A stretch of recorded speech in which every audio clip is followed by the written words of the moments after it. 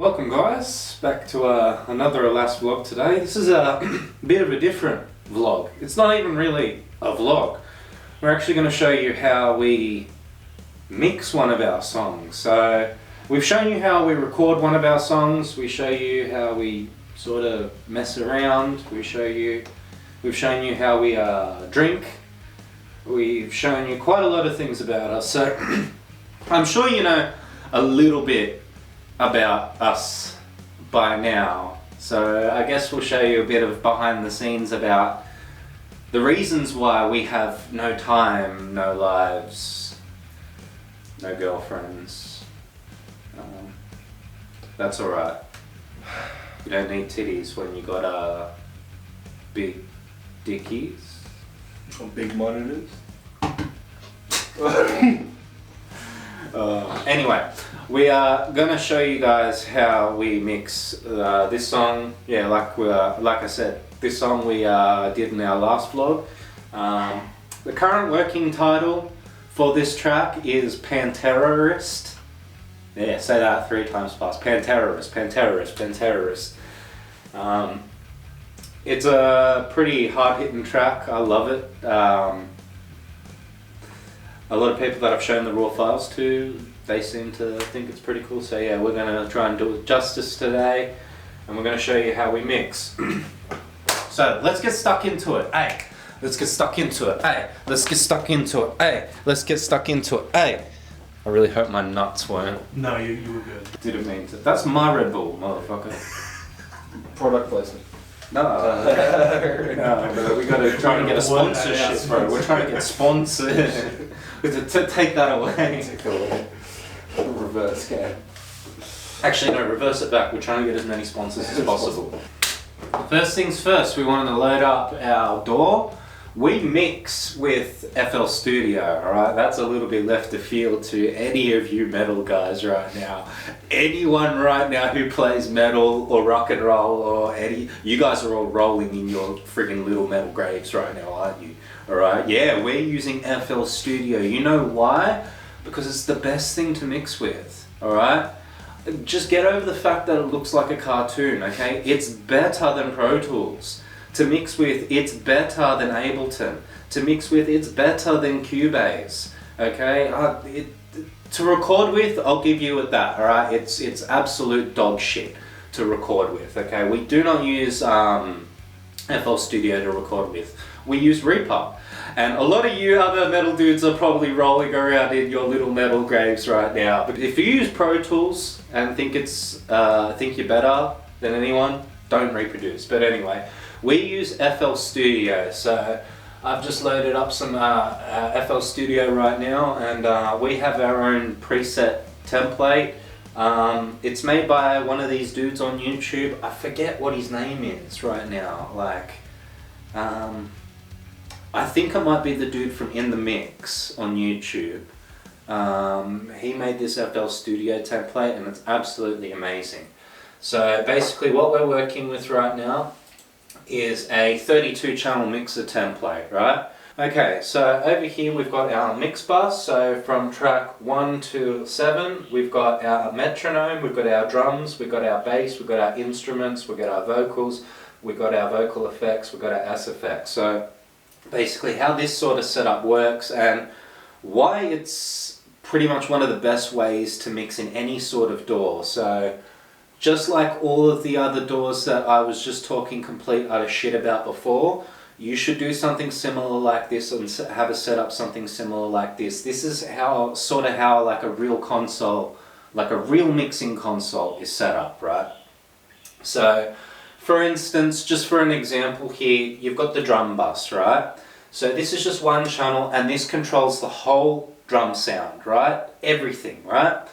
But connected to it is 8, 9, 10, 11, 12, 13, 14, 15 and 16, right? So all of these channels are routed to this one channel here, right? And that channel is then routed to the master. So this is like the sub-master bus, and this is where you control all the individual sounds. That's pretty much how most mixing consoles are set up and how most mixing consoles work, and how most producers who use these big hardware mixing consoles, that's how they set up. So having that in a virtual setup is a big way to improve the sound of your mixes. I love this feature here on the side here. We've got pre-gain and like post-gain. So like if your signal's coming in a little bit too quiet, you can boost it here without actually boosting it on the faders. So it's pretty versatile. We're going to get cracking in to importing the stem files. Okay, so we're going to start with importing the drums. Basically, I like starting with drums anyway. Djamel likes starting with drums. Djamel loves the drums. Drummer man. So yeah, we're going to start importing the drums, and we are going to gain stage everything with the drums, basically. So we're going to import them, gain stage them, and assign them their mixer track on FL Studio. So I like to drag the files in one file at a time so that I can control things a little bit better. I've got a little bit of a trick when it comes to gain staging on FL Studio. I don't really do much in terms of what's on the mixer. This trick I'm going to show you will help with basically any sort of genre of music with any sort of sample, as long as the sample isn't obviously overly compressed or already been through a mastering stage. So this is basically all it is. So when you load in the file that you want and you want to gain stage it, basically double click it. I'll bring it up so hopefully you can see. And see this volume bottom here? I think it's hold Control and drag it down to about I drag it down to about -12, right? Then go to this tool, this spanner here, and the levels adjustment, right? Go to the volume knob and adjust it to about 150%, which is about +11 dB. That way, you're bringing the level up, but you're also bringing the level of it down. So by the time it actually hits as a stronger signal when it hits into the mixer. So I'll do it again with the snare, and I'll show you visually how that actually works and how it makes it louder. It's quite interesting. So we've just gain staged that. We'll move that to number 8. Now, before you start playing things, you want to bring your submix down to a uniform level, right? I generally like to have them sitting at about 60% so that I'm able to crank the volume on my monitor a little bit more. It's not just coming out of the DAW. You don't really want to crank the volume in the DAW to try and hear things. You want to lower the volume in the DAW and crank the volume on your monitor so that you can hear things. Otherwise you'll just end up bringing in more distortion, you'll end up peaking, and we don't like peaking. We don't clip waveforms here at A.L.A.S. So here's our kick.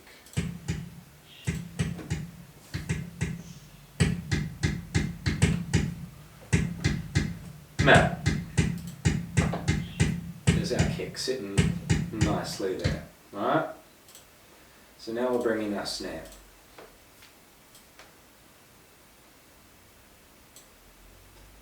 Right? Bringing in the snare, and I'll assign it a mixer track right now. Assign it to number 9. I like having my drums kind of like a sandwich. I picture it kind of like a sandwich. So it's kick, snare, hi-hat, toms, overhead, ambient mic. That's how I mix the drums. And that's how I organise them too whenever it's in the DAW. But I've just assigned it to a mixer track, right? So notice, right now the drums are only hitting max at maybe about -1 dB, right? On the track. Now watch what happens when I gain stage it. Right, remember that -1. Drag it down. 12. drag it up to 150.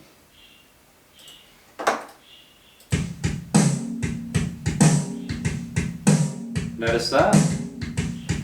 See how now we're still looking at track 9. It's audibly louder, and you see that we're actually peaking now. But that's because we haven't started moving any of the faders. So we've just gotten more loudness, we've just gotten more punch, we've just gotten more out of our stem, more out of our sample by not even touching any of these knobs here. Alright, so that's the gain staging trick for anyone that uses FL Studio. Trust me, it will save your life. You will thank me later, and if you do thank me later, you'll probably owe me some money, because you've probably made some fire beats or some fire mixes using that trick. So that's the big trick here. I'm going to import the rest of the drum track, and then we are going to show you how we mix the drums.